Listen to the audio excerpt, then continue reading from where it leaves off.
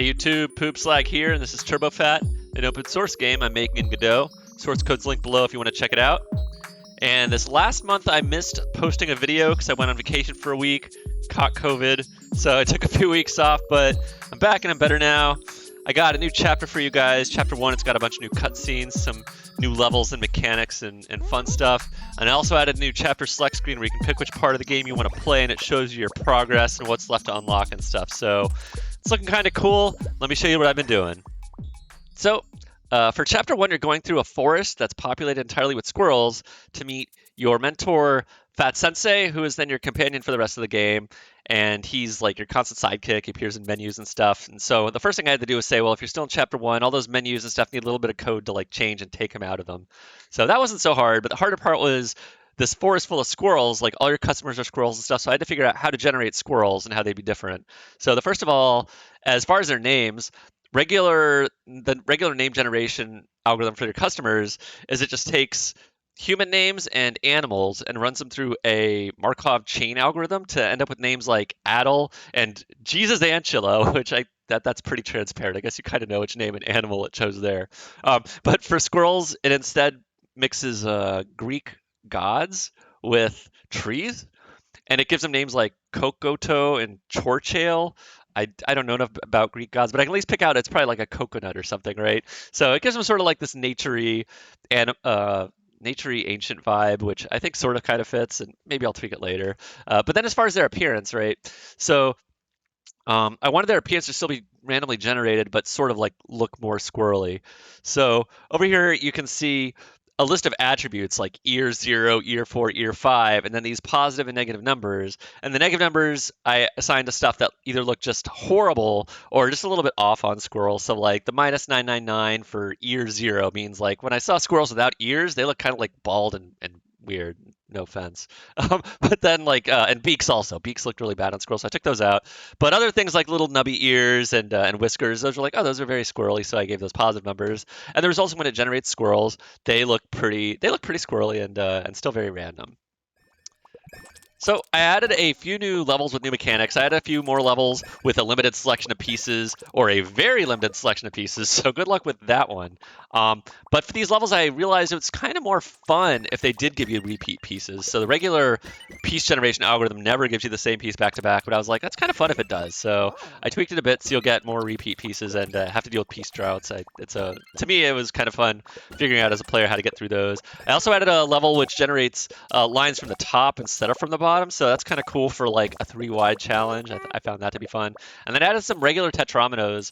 So now there's like an S and a Z piece that some levels will make use of. Those do allow you to build some pretty weird boxes by TurboFat standards. Like the JLO box is sort of standard, and I know what food that should be. But like the JLZ, not only does it not appear in any other levels, but I had to figure out like, well, what food should it make and what algorithm should it use. So it still generates the same 8 foods as the other levels. But yeah, experiment with those weird boxes if you get to those tetromino levels. It's kind of cool. All right, so I got this new chapter select screen. Up at the top, you got these vertical buttons, one for each chapter.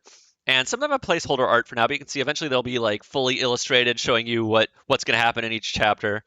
And the ones on the right are sort of sepia toned out, so you can see what they will be, but you can't pick them yet. In the bottom left, you have the description for the chapter that you've selected, so it'll just give you a little tagline of like, ooh, go find Fat Sensei and meet your forest friends or whatever. And then in the bottom right is a progression percent. So this is sort of new, but as you play through and you view cutscenes and you beat the levels and you see more of the story, this percent goes up and you can see like, oh, I've finished chapter 1, but it says I'm only like 15% of the way through. I should go back and replay it. And here's another big new feature is when you go back and replay an old chapter, let's say that chapter 1's levels only stretch from mile marker 0 to 10 or however far it is. It'll keep you locked in that area. So when you pick an old chapter, it won't automatically push you like to later chapters as you advance, because that's what it used to do. And it made it hard to just practice those easier levels and see those cutscenes. So that's all cool. And then as you totally finish, if you get 100% on the chapter, it'll actually change and it'll show you a grade in the corner of the chapter. It'll say like, good job, you got a double S.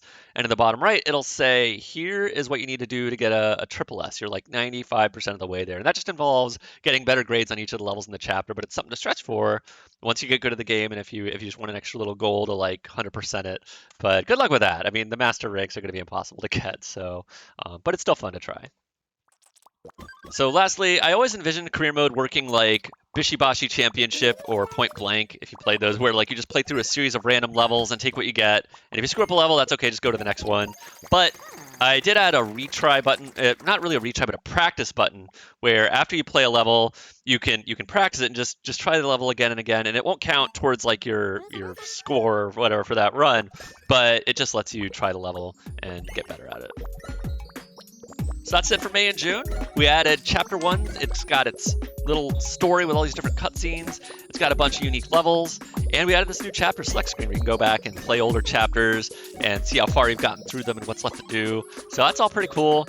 Next month, though, I want to change gears and I want to add Chapter 2, where you're going to open up your restaurant, maybe clash with Fat Sensei about what it's going to be called and try to attract some new customers and stuff like that. It should be fun. I want to get rid of free roam modes. There's this like story mode where you walk around on an overworld, you like talk to people with the Z key and have little jokes and stuff, and it's all cool, but I ended up going in a different direction, so it's time to finally remove that from the game. I want to add a little bit of juice here and there, like juice where maybe like the loading screens will be snappier, there'll be like little animations here and there. Most notably though, I played another Tetris clone where they had like these notifications when you get like P spins and T spins, and be like, good job, T spin triple, and I was like, that might be fun, so I might add something like that. We'll see how it goes.